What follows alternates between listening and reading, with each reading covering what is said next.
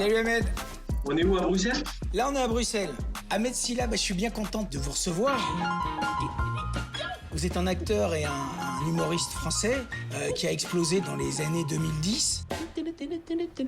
On est là pour parler du film Comme un prince, qui est un premier film. Avant qu'on démarre sur Comme un prince, Ahmed, j'aurais aimé parler en fait de vous et de votre parcours. J'aimerais savoir si finalement vous vous doutiez que ça allait arriver comme ça, ce qui vous arrive là. C'est ce qui fait partie de la belle histoire, c'est qu'on s'y attend pas. Ça vient à un moment donné où on pense que on n'est pas fait pour grand chose. C'est pas un métier que j'avais ambitionné quand j'étais plus petit. C'est pas un métier dont je rêvais, donc ça m'est tombé dessus un peu par chance, quoi. Je veux dire, c'est venu sauver ma vie, ce métier-là.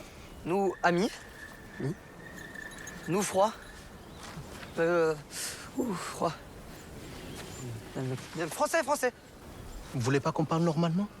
Moi aussi, je suis français. À quel moment vous vous rendez compte que vous avez un pouvoir comique réel dans votre classe, avec les gens, dans votre famille? Ben, en fait, ouais, c'est arrivé très très jeune, hein, c'est arrivé très tôt. Je me souviens de ces moments-là à la maison où j'arrivais à faire rire maman alors qu'elle avait passé une journée un petit peu harassante. J'arrivais à faire rire papa quand il était énervé contre moi. Du coup, j'évitais la punition. Et après, bah, en cours, en classe, j'étais celui qui mettait un petit peu d'ambiance.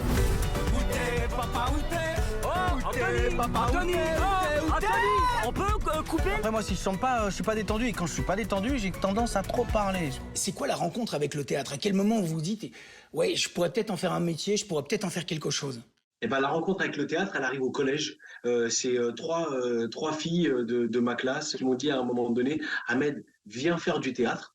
Parce qu'il nous manque quelqu'un pour finir la pièce et on est sûr que tu vas t'adapter et que tu vas bien le faire. Donc elles ont un petit peu allumé la mèche de ce qui est aujourd'hui mon métier, de ce qui est aujourd'hui ma vie. Bienvenue en Seine-Saint-Denis, au pays du béton et du chômage.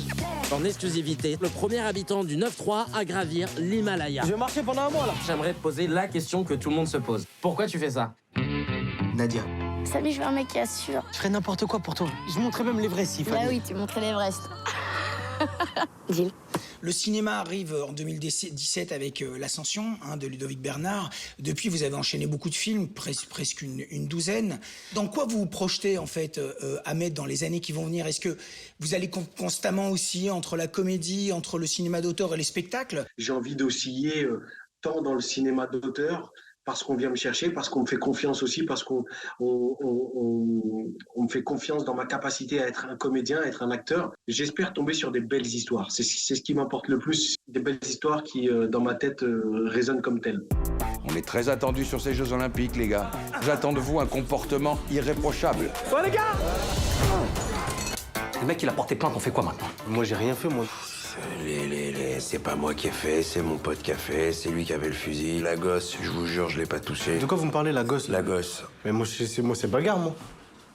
Ouais, c'est bagarre. Comme un prince, Ahmed, qui est donc le premier film de Ali Mariar. Vous incarnez en fait Souleymane, qui est un jeune boxeur assez arrogant et qui se projette champion et qui, à la suite d'une déconvenue, va être envoyé au château de Chambord faire des travaux publics. Les tiges, c'est pas les vacances. Souleymane, il va être avec nous pendant quelques mois là au jardin. Il a joué au con et il a perdu. Voilà. Bah nous on n'a rien fait, on est là gros. Ton boulot, c'est que tu vas dans les écuries, tu nettoies tout le crottin partout, tu fais ça bien, nickel. Il y a une dimension initiatique, presque une dimension humaniste sur la deuxième chance que vous portez. T'as pas peur des chevaux, toi? Non. Bon, bah ça va bien se passer, alors. Bah oui, ça va bien se passer, ça va bien se passer. Donc j'aimerais savoir comment vous approchez une histoire pareille, comment vous l'intégrez. Quand j'ai lu le scénario, c'est un des scénarios les plus aboutis que j'ai lu. L'intelligence de l'écriture, la finesse de l'écriture, c'était drôle. Voilà ce que je te propose, moi. Je t'entraîne à la boxe, tu deviens une grande championne. Hein. Je veux 10 000 euros. Je pensais plus à 15 euros, moi. Ok. Et en même temps, il y avait cette part d'émotion qui était au bon endroit. Et je pars du principe, pour moi, que les très bonnes comédies, c'est des comédies dans lesquelles on est ému. Mélissa, c'est une jeune fille qui est fragile. C'est notre boulot de savoir ce qui est bon pour les enfants. Là, calmez-vous, arrête! Tu sais, c'est la première fois que quelqu'un s'occupe de moi comme ça. Et toute la direction d'acteur d'Ali, c'était de me dire, il faut que tu partes de toi, il faut que tu partes de ce que t'es. Bien sûr, il y a eu la préparation physique et sportive, mais il avait envie que je sois le plus sincère et le plus authentique possible dans mon jeu. Donc ça veut dire qu'il n'y avait pas de gras, pas de fioriture. Et donc c'est pour ça que c'est pour moi une comédie dramatique superbement bien réussie, bien réalisée, avec des acteurs formidables. Mallory Wanek dedans, elle est monstrueuse de talent, elle est agaçante de beauté. C'est beau de voir la naissance d'une actrice comme ça au cinéma, je trouve. Je trouve que j'ai été mis dans un écrin de jeu qui est top. T'étais où, putain? Ça, c'est quoi? C'est pour faire peur aux sangliers? Bah non, c'est au cas où il y a des pédophiles, tu vois. Frappe les couilles, après je leur enfonce dans le cul. D'accord. Ahmed, ça a été un plaisir. Merci beaucoup. Merci en tout cas pour les questions. Très cool.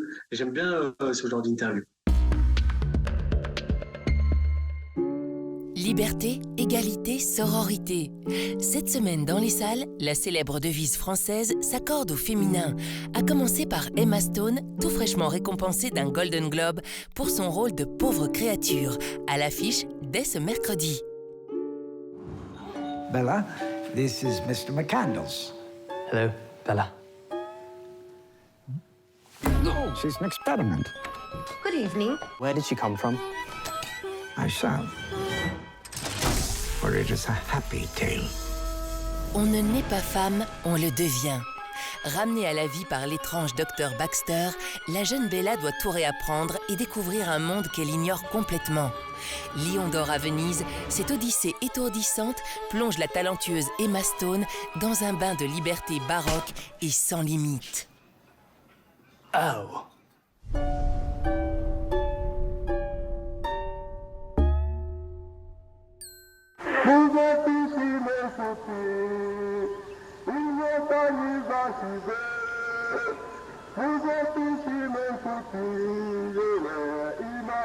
nkatwe n'abakuru buriya jenoside ntabwo yabaye impanuka yarateguwe kandi abantu barimo bapfa kandi aribo bari guhigwa hahigwaga abana b'abatutsi cyangwa se umututsi uwo ari we wese ntabwo njye nuba muri umwe tuyabwita byo kujya kwica abantu.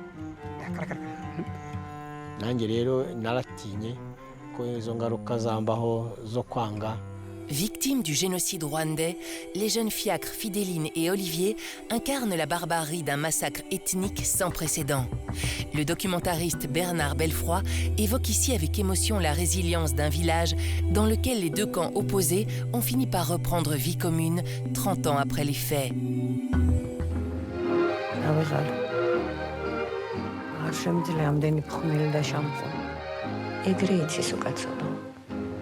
რამგაგისი ეგ ტრაკის არბაზანი? მარტო რომ ვარ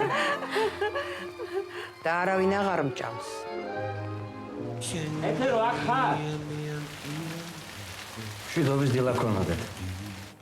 იცი რა ლამაზი შაშვი დავინახე. გამახვიცა. გამომაცოცხლა. Quand vieille fille rime avec droguerie et Géorgie, cela ne veut pas pour autant dire faire tapisserie. Il n'est jamais trop tard pour rencontrer le grand amour. La preuve avec ce conte féministe, tantôt drôle, tantôt cruel.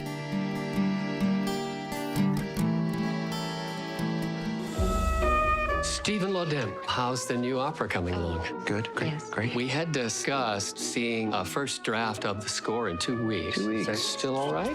I bet every one of these people has a story for an opera in them, Levi. What do? I operate a tugboat. The wrong hands, this tug is a deadly weapon. I'm addicted to romance. Isn't everybody? I've been arrested for stalking. I had to go to rehab. And not supposed to be doing this. Can't believe that actually happened. I mean, she seduced me, right? She's a witch. C'est bien connu. L'amour surgit toujours là où on ne l'attend pas. Pour Peter Dinklage, le plus célèbre nain du 7e art, inoubliable dans Game of Thrones, il survient en pleine crise d'inspiration grâce à une rencontre tout à fait inattendue. Moteur. Ah ben ça, notre producteur. La seule chose qu'il vous demande, c'est de remettre le scénario tel qu'il était il y a 6 mois quand ils l'ont validé. Sinon, il se retire du projet. Tu dois rejoindre les producteurs au resto. Non, j'en ai rien à foutre de manger avec les producteurs. On va pas se faire encore un gastro avec 2 têtes de cul. Tu trouves super, Alain? Tu trouves crédible un ouvrier? Ben carrément, à fond. Le principal financier du film nous a lâchés. Et alors, qu'est-ce que je dis à l'équipe? Bah, tu dis rien, tu tournes, tu fais comme si tout va bien. Bienvenue dans le monde fabuleux du cinéma. Si l'on en croit Cédric Kahn, l'épatant réalisateur du procès Goldman, il paraît que les acteurs y font n'importe quoi, que les producteurs vous lâchent en plein tournage. Bref, que cet univers cache en réalité une industrie bien moins brillante qu'elle n'y paraît.